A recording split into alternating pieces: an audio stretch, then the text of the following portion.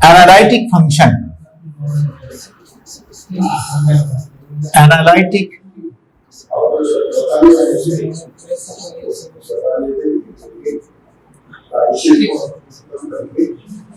Analytic function, analytic function को define करेंगे हम। कहता है कि कोई भी एनालिटिक फंक्शन के लिए फंक्शन को किस तरह से होना होगा। For any function F Z to be analytic, what should be the condition, under what condition any function f z should be analytic या is analytic। किसी भी फंक्शन का एनालिटिक कब कह सकते हो। कहता है क्या कि कोई भी फंक्शन f z है ना, ये तुम्हारे कोई कॉम्प्लेक्स वैल्यूड फंक्शन है, बिल्कुल तुम लोग देख रहे हो f z z complex number, complex valued function, ये कॉम्प्लेक्स वैल्यूड फंक्शन है। हाँ, तो कॉम्प्लेक्स वैल्यूड फंक्शन को हम लोग एनालिटिक फंक्शन कब कहेंगे। कहता है क्या कि दिस एफ जेड एक पॉइंट डिफरेंशिएबल होना चाहिए, ये डिफरेंशिएबल हो पहली बात। दूसरी बात फंक्शन एफ जेड क्या होना चाहिए, इज सिंगल वैल्यूड,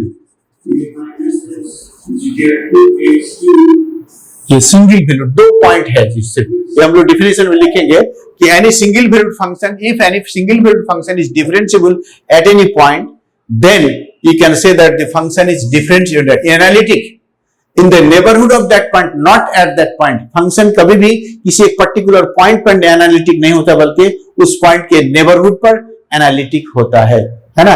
मान लो सर ये कोई पॉइंट z इक्वल अल्फा, इस पॉइंट पर फंक्शन डिफरेंशिएबल है, हम कह दिया कि function is differentiable at z equal to z naught, z equal to z naught, तब जो एनालिटिक और कहेंगे क्या, F Z is single valued at Z is equal to Z naught. दो पॉइंट आ गए हमारे पास कि function is differentiable at Z is equal to Z naught, पहला पॉइंट।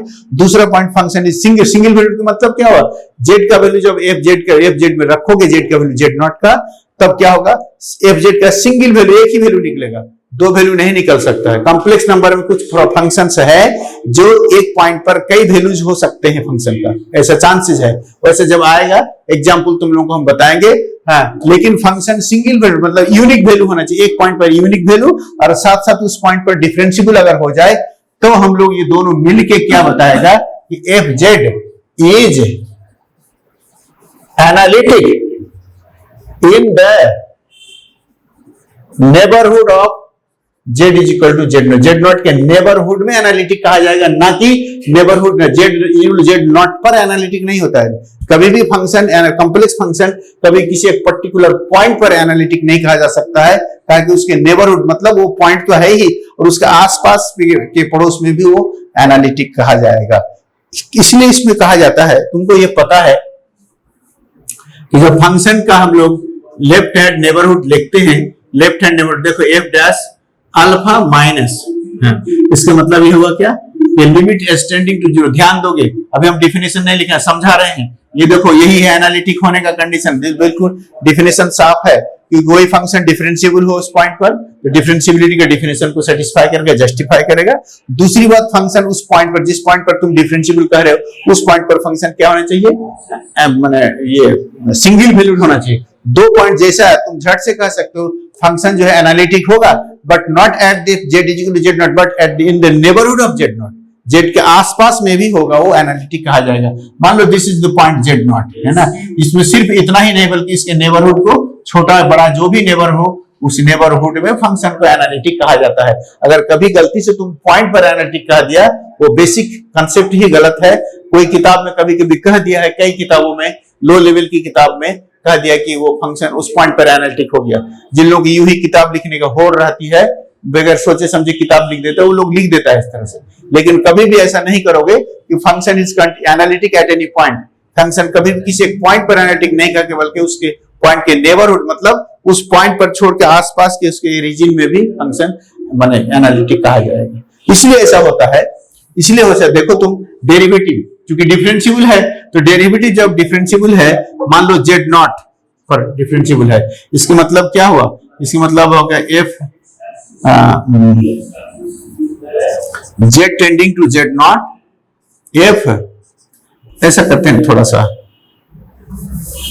देखो रियल वैल्यूड में देखो तो एफ डैश अल्फा माइनस, इसका मतलब क्या, limit extending to zero, F alpha minus F alpha और divided by minus H, left hand neighbourhood. देखो तो तुम इस जब फंक्शन तुम पहले कह दिए हो कि फंक्शन डिफाइंड होना चाहिए अल्फा पर, तो डिफाइंड यहाँ पर हो रहा है क्या? अल्फा माइनस एच पर फंक्शन अनडिफाइंड हो गया? नहीं, यहाँ पर भी डिफाइंड होना है, इसीलिए उसका आसपास के नेबरहुड में भी फंक्शन एग्जिस्ट कर रहा है। इसीलिए फंक्शन को हम लोग एक पर्टिकुलर पॉइंट पर एनालिटिक नहीं कहते, बल्कि हम लोग कहते हैं उसके नेबरहुड में फंक्शन एनालिटिक है। जैसे तुम देखो F dash alpha plus H, ये देखो alpha plus right hand derivative limit extending to zero, कहते हो क्या? F alpha plus H minus F alpha और डिवाइडेड बाय एच कहते हो। ठीक है, फंक्शन के डिफिनेशन डिफरेंशिएबल होने के लिए एफ अल्फा पॉइंट पर तो कहते हो तो ये डिफाइंड है, क्या ये अनडिफाइंड है अल्फा प्लस एच पर? ये भी अनडिफाइंड होगा तो फिर वैल्यू निकालोगे कैसे? ये भी डिफाइंड, ये भी डिफाइंड, ये भी डिफाइंड, इसका मतलब अल्फा पर तो डिफाइंड है ही फंक्शन, उसके नेबरहुड में भी फंक्शन डिफाइंड है।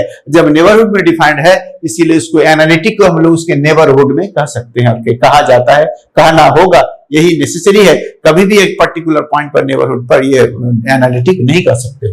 हमारे पास एनालिटिक होने का डेफिनेशन बिल्कुल साफ साफ हो गया कि फंक्शन कैसे क्यों नेबरहुड कहते हैं, वो भी समझ में आ गया। और डिफरेंशिएबल और सिंगल वैल्यूड, ये दो पॉइंट को जोड़ के हम लोग क्या कहेंगे? एनालिटिक का डेफिनेशन पूरा होगा। और एनालिटिक किसी पर्टिकुलर पॉइंट पर नहीं बल्कि किसमें होगा जी? हाँ, उसके उस पॉइंट के नेबरहुड में एनालिटिक आ जाएगा।